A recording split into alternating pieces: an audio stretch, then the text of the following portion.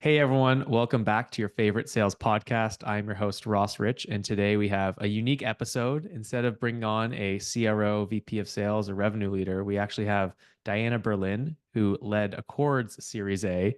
And I know a lot of folks out there are thinking, especially if you are reporting directly to the board and CEO, or you're just curious how they see from their lens what great looks like and 10 out of 10 looks like from a sales leader perspective. Yeah, Diana's going to share some thoughts about her experience, both being a builder before at startups, as well as now leading seed and Series A rounds at Matrix Partners. Well, welcome. Thank you so much. It's great to be here and so fun to have a conversation like this. I mean, we have a lot of conversations, but it's great to have one in this forum too. So thanks for having me on. Totally, yeah, a little open door, yeah, conversation. But yeah, before we jump in, maybe if you want to share, kind of a minute or two overview of what you've done in your career and path, and then we can dive right in if that sounds good. Yeah, for sure. Well, I'm a partner here at Matrix. I've been here for 3.5 years. The firm's been around for a long time, but the special thing about the team we've got now and have had for the last many years is that all 9 investors on the team are former founders and product leaders from startups. And so Yes. when I was transitioning from life as a product leader into VC, it was really important to me to kind of not lose that tie to my people, like to be able to still be deeply involved in product and to be able to speak from that perspective and comparing notes with people who saw things the same way, but also with the benefit of their own rich experiences. And so I've loved the transition. And I will say that VC is probably more similar to sales than it is to product. So that's been a learning journey as well and has given me some retroactive empathy for all of the sales leaders I was fortunate to work with. Totally. Yeah, it's still all about pipeline and deals and all that good stuff. But Yeah. no, it was interesting. And a lot of people ask me, like, as a founder building a cord, how do you think about venture capital and picking a partner? And I think the only real requirement that I had in the back of my mind going into our Series A, being an early stage company, was someone that actually understood what it was like to build at this stage and not having a spreadsheet Excel minded partner, and someone who understands that it's all about the customer at the end of the day. It's all about adding value and having a product that works. And I think having someone who, kind of is proud of that builder background and a team of ex-founders and builders is really important. So yeah, it's been amazing working with the Matrix team. But I digress. Yeah, kicking off the first half, we're going to talk a bit about your experience Yeah. as a product leader. I think a lot of people would be interested to hear about your experience driving product at Quip, which was acquired by Salesforce, with Brett Taylor leading the charge there and doing some really cool things these days. But yeah, I would love to hear your perspective, what it was like partnering with the revenue leadership team at Quip, and yeah, how maybe sales leaders can better partner with product folks. Yeah, absolutely. Well, I was so fortunate to join the Quip team right after their Series B in 2016. So they raised their Series B at the end of 2015. I joined, the first day I could in January of 2016. And, the Quip team got acquired by Salesforce later that same year. So in a way, my startup arc with Quip was relatively short. But first of all, we got to continue building with that same team, same product, same kind of independent business unit within Salesforce for Hmm. years afterward. And so in that way, the startup journey continued.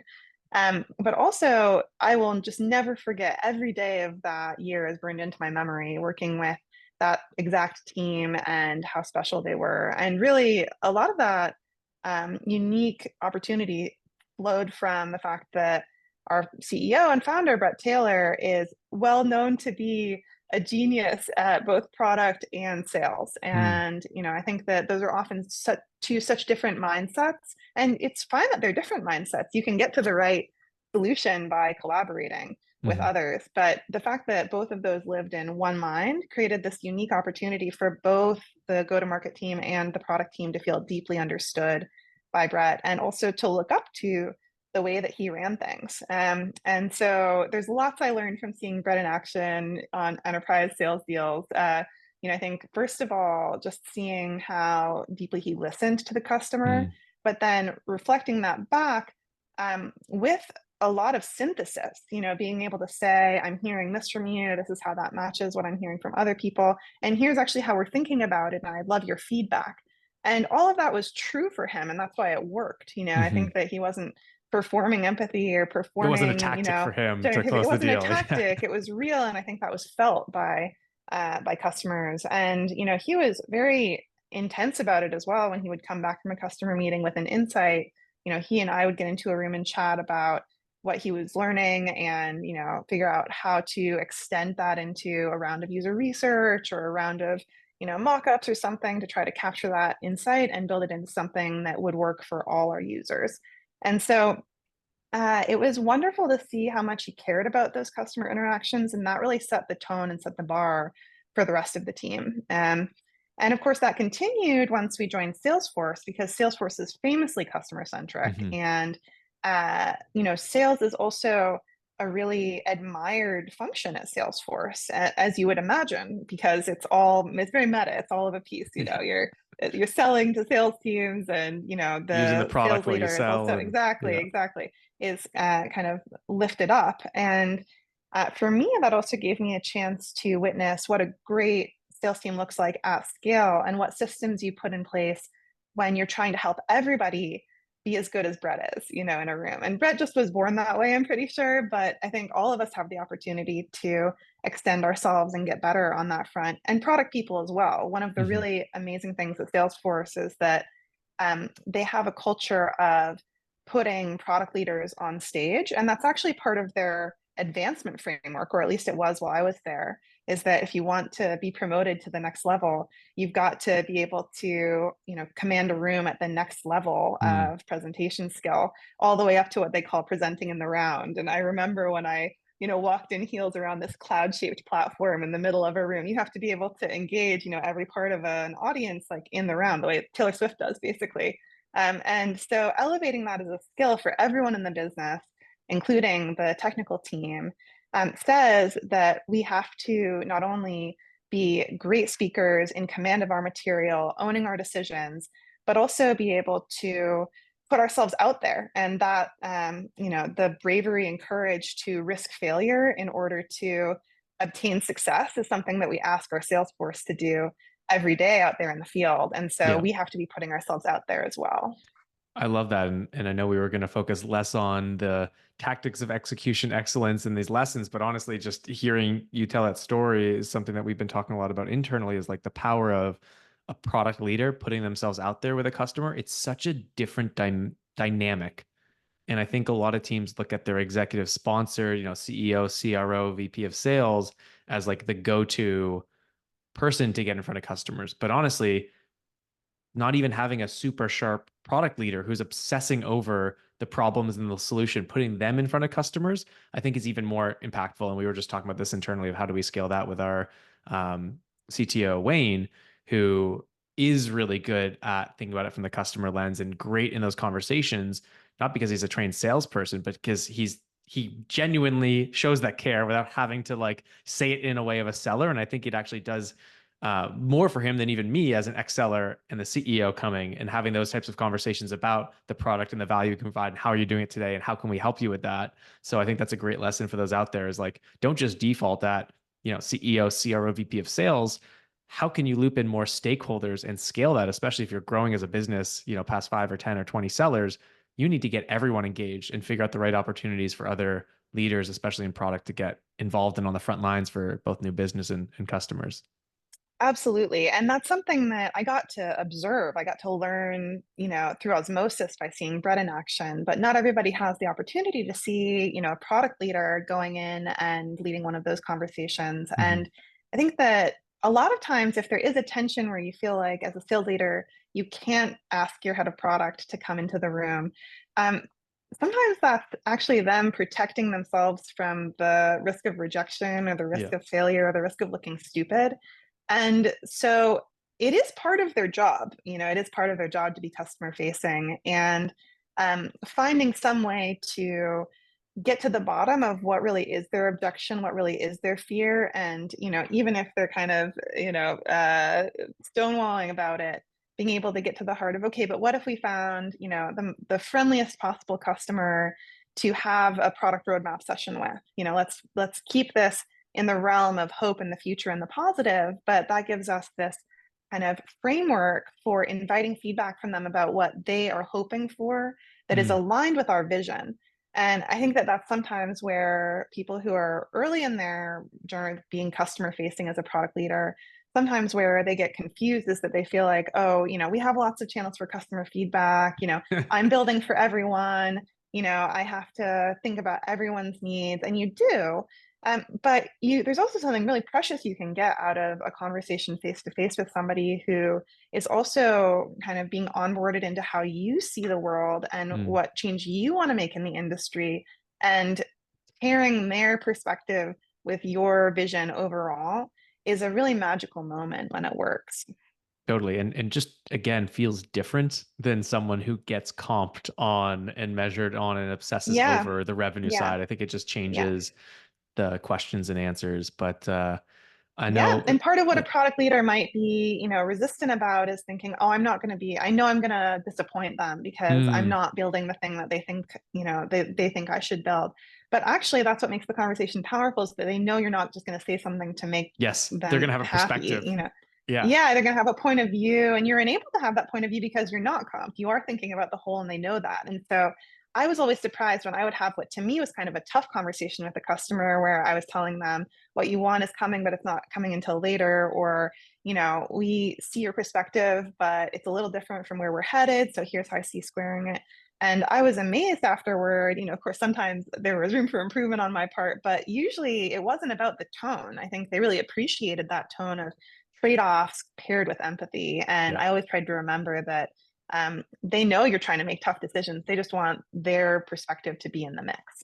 Yeah, to be heard. And maybe they are open to another way of thinking because you've been obsessing over this one microcosm of their whole world.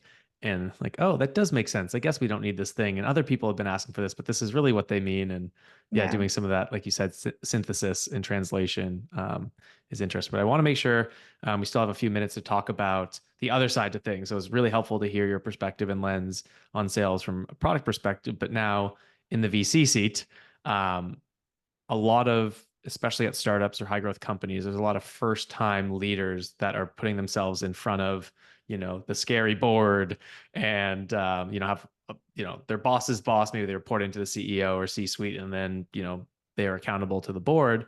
Would be curious to get your take on how you think about making the best impression to those folks and how you see success um, at different stages of sales leadership. So yeah, I'll kind of turn the mic over to you and just get your take on Yeah. what are ways for sales leaders to position themselves well, and how do you think about that job?